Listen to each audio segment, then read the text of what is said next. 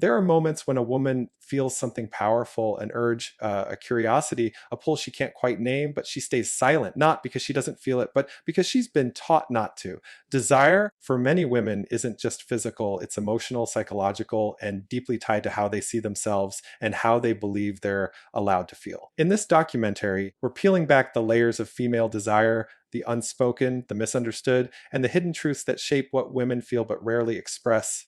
Have you ever noticed that female desire doesn't always follow the rules we expect? It's not like a switch that turns on and off with attraction alone. Sometimes a woman can find someone attractive and still not feel that deep pull of wanting. Other times it comes unexpectedly, an emotional charge that seems to awaken out of nowhere.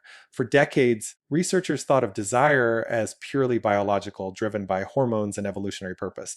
But the truth is, female desire is far more intricate. It's not just about the body, it's about the mind, the moment, and the meaning behind it. What's fascinating is that when women talk about what truly turns them on, the answers rarely sound like the stereotypes. It's not always about what the eyes see or what the body feels. It's about what the heart interprets and what the brain decides is safe, stimulating, and meaningful. In one of the largest studies on female sexuality, researchers found that desire in women is deeply context dependent.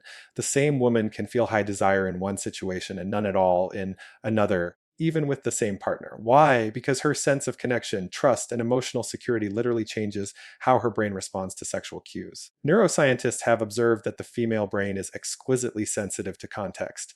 When a woman feels emotionally safe and valued, her brain's reward centers light up in ways that make touch, words, and even imagination more pleasurable. But if she feels dismissed, anxious, or unseen, those same cues can fall flat. The physical body hasn't changed, but the psychological environment has, and that's enough to rewrite her experience of desire completely. Think about that. Desire isn't just a reaction, it's a relationship between the mind and the moment. It's how a woman's brain constantly asks, am I safe? Am I wanted for who I am, not just what I look like? When the answer feels like yes, her whole system opens up to the experience. When it feels like no, desire quietly retreats. This is why so many women say their desire shifts depending on how connected they feel emotionally. It's not cliche, it's neuroscience. Studies using brain imaging show that emotional intimacy increases activation in the hypothalamus and limbic system, the very regions that fuel arousal and motivation. When emotional safety is present, the brakes in her brain loosen. But when tension or insecurity enters the picture, those same brakes slam down. That's the dual control model of desire in action.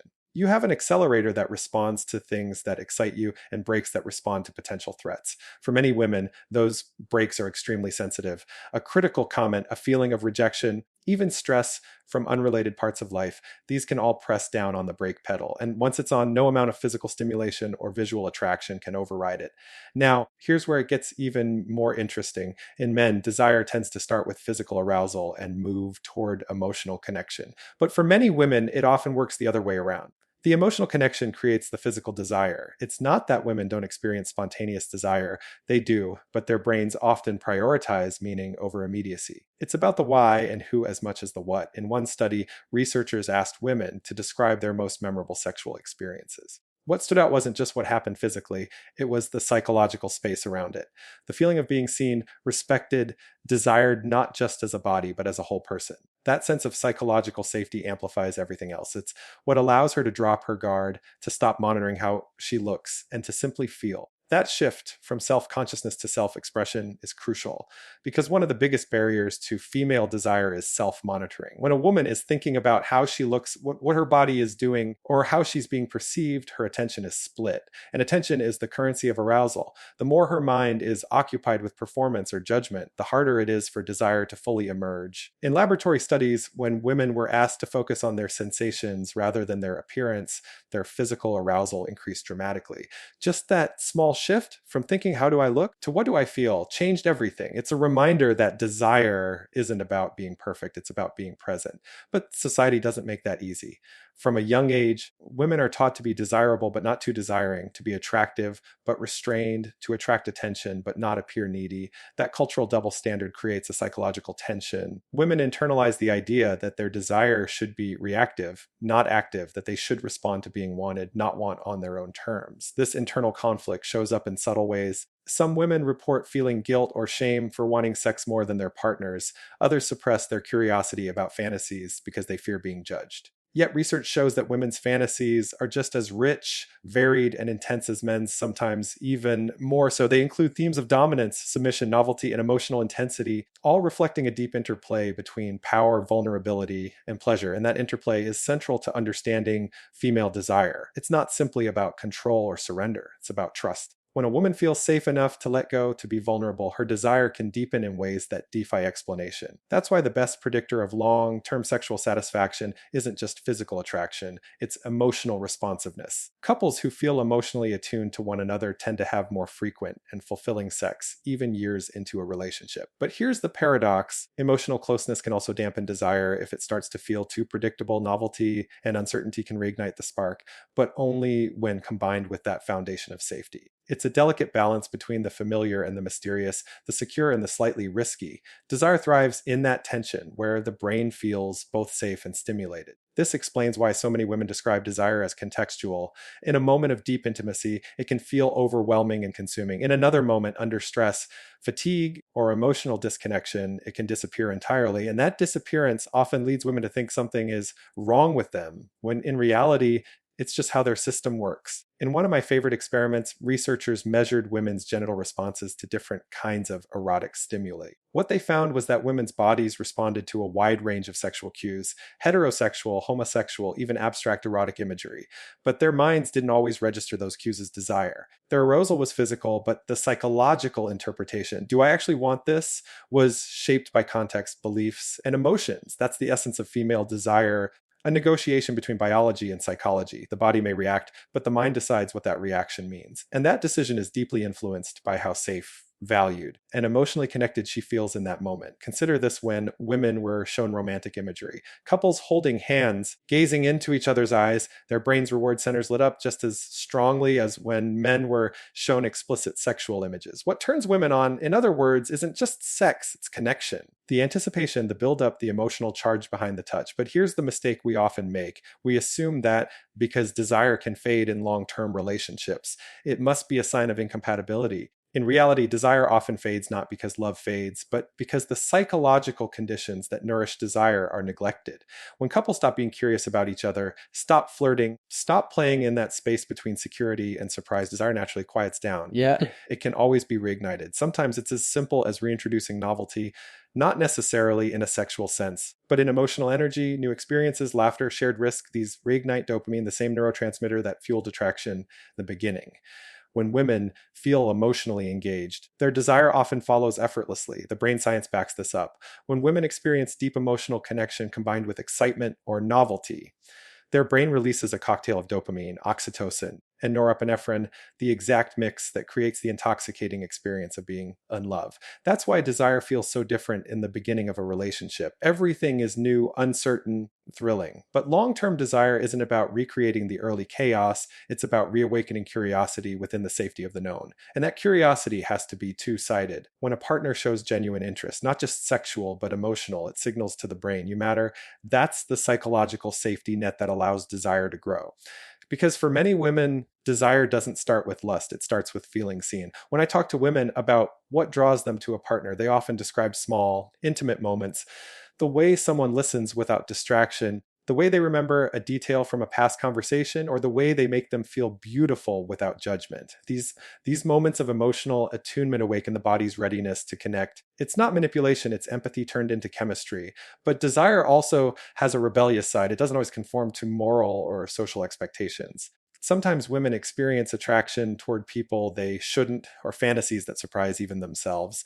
This isn't a flaw, it's the brain's way of exploring power, control, and imagination safely. Fantasy is where the mind rehearses scenarios that may never play out in real life, but still allow for emotional and erotic release. When researchers asked women about their most common fantasies, a large portion involved themes of dominance or being desired with intensity. But these fantasies weren't about submission in the real world sense. They were about psychological surrender, the freedom to let go of control without fear.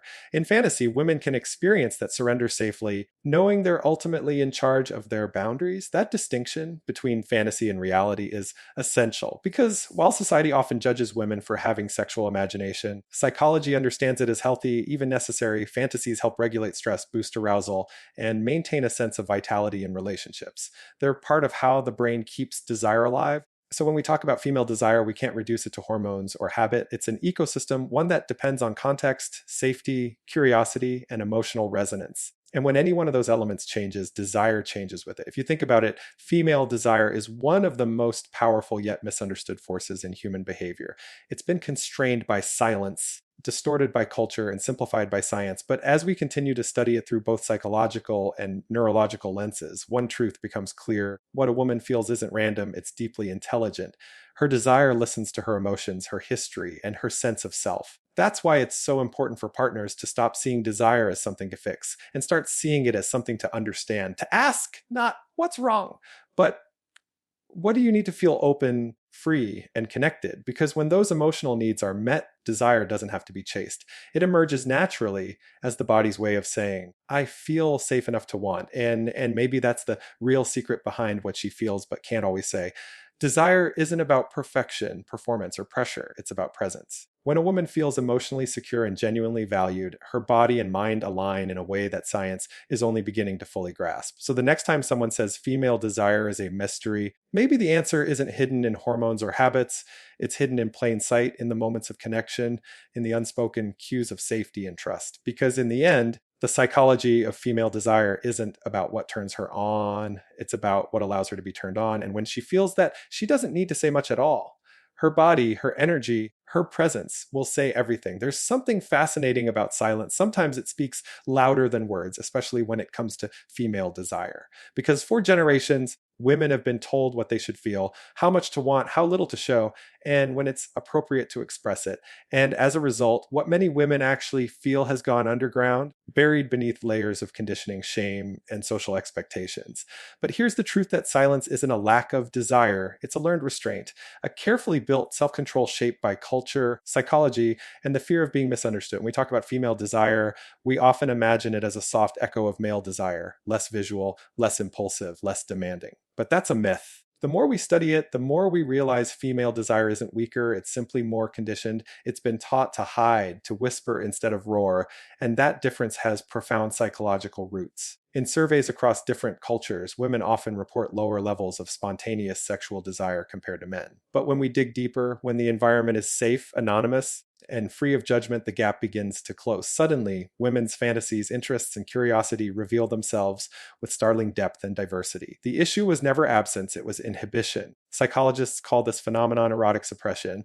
It's what happens when cultural messages tell women that being too sexual is dangerous, that wanting too much will make them unlovable, or that desiring on their own terms is shameful. Over time, those messages sink in, they become internalized. So instead of exploring desire freely, women learn to monitor it, to filter what they feel through what's acceptable. That filtering process happens both consciously and unconsciously. In studies of sexual arousal, researchers notice something fascinating: women's bodies respond physically to a wide range of erotic stimuli, often more broadly than men's. Yet when asked how aroused they felt, their self-reports didn't always match their bodies. Their physiological response said yes, but their conscious mind said, I'm not sure.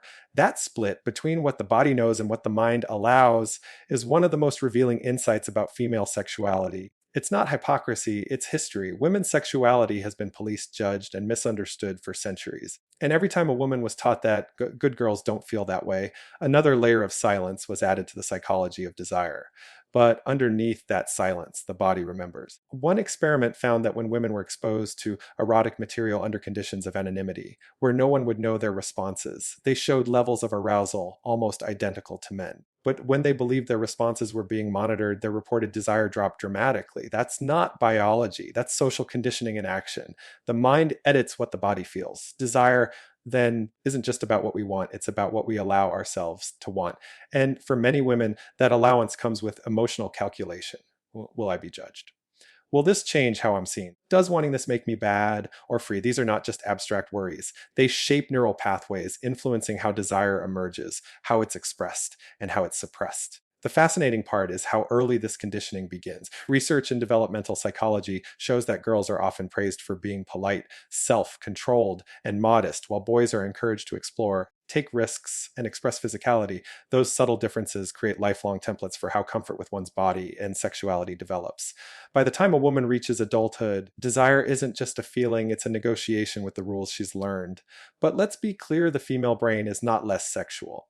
In fact, it's capable of extraordinary complexity when it comes to desire. Studies using fMRI imaging show that when women experience arousal, multiple regions of the brain light up, not only those linked to pleasure, but also areas tied to emotion, imagination, and memory. Female desire isn't linear, it's a web. It connects meaning, memory, safety, and stimulation all at once. That's part of why it's so misunderstood. When a woman suppresses her desire, it doesn't disappear, it adapts. Sometimes it transforms into emotional intimacy, fantasy, or even frustration.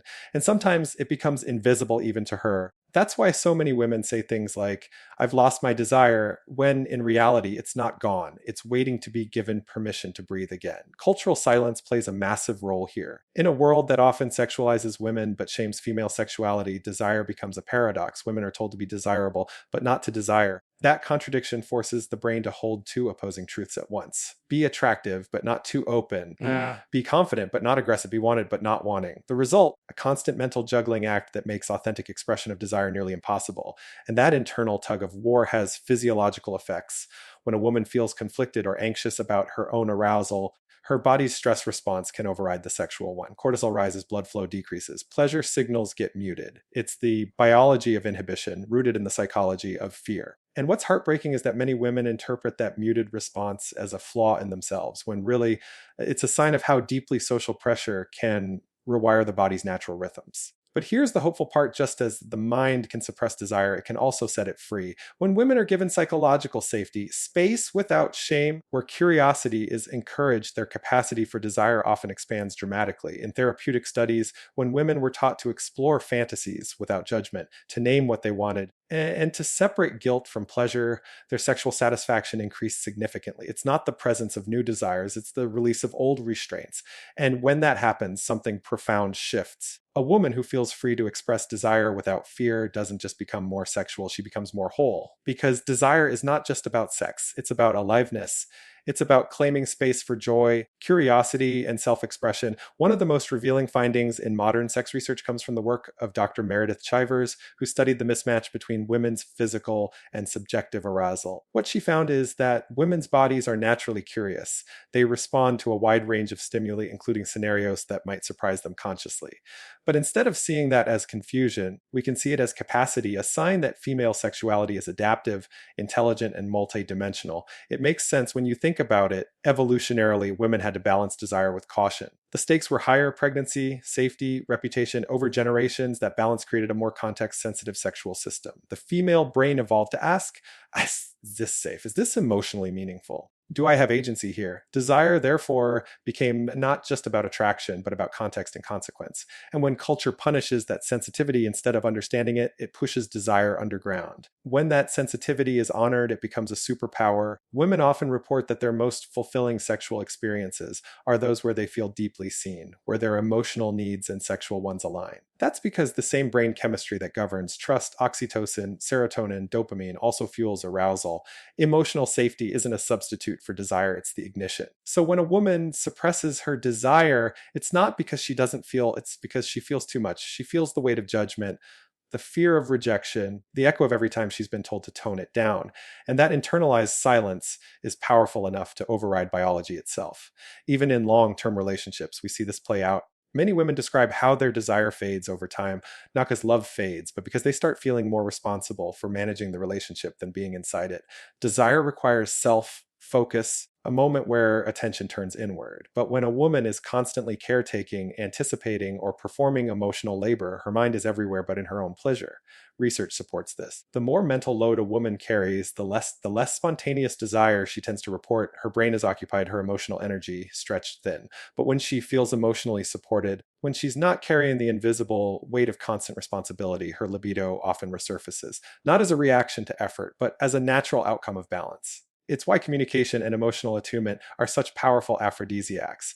When a partner listens without judgment, when there's space for vulnerability, desire becomes easier. Because for many women, desire is less about physical stimulation and more about psychological permission, the permission to be imperfect, messy, curious, and unfiltered. And when that permission is given, when silence is replaced by honesty, everything changes. Women start to talk about their fantasies, their curiosities, the parts of themselves they once kept hidden. And what they reveal is astonishing, a world of complex, layered, emotionally intelligent desire that's been waiting beneath the surface all along. In one study, women who engaged in sexual mindfulness, a practice of staying present with sensations and emotions during intimacy, reported not only more frequent desire, but deeper satisfaction. It wasn't about more sex, it was about more presence. The moment they stopped judging themselves, the body followed. That's the beauty of human sexuality. It's not static, it evolves with understanding. The more we normalize women's desires as natural and valid, the more honest the conversation becomes. And honesty is the greatest aphrodisiac of all. There's a reason why desire can't be forced. It doesn't respond to pressure, only to permission. And when women are finally free from the scripts that tell them who they're supposed to be, they start writing their own. They begin to see that their desire was never broken, it was silenced. Silence is powerful, but breaking it, that's transformative. Every time a woman says what she wants without fear, she reclaims a part of herself that the world told her to hide. Every time she gives voice to what she once kept inside, she teaches her brain and her body that pleasure is safe, that curiosity is sacred, and that her voice matters. So when we talk about what she feels but can't say, we're really talking about centuries of conditioning slowly unraveling. The science shows us that women's desire is not fragile, it's resilient. It waits patiently beneath the surface, ready to emerge when it's finally safe to be seen. And maybe that's the great irony of it all. Female desire isn't hidden because it's weak, it's hidden because it's powerful. Because when a woman fully owns her desire, she becomes impossible to control. She no longer conforms to anyone's expectations but her own. That's what makes the subject not just about sex, but about freedom, freedom from shame, from silence, from the small boxes that have tried to contain something vast and electric. So perhaps the real question isn't what she feels, but what she would say if the world was finally ready to listen. Because when she speaks, when she lets that desire be seen, it doesn't just change her relationships, it changes everything we think we know about what it means to want and to be human.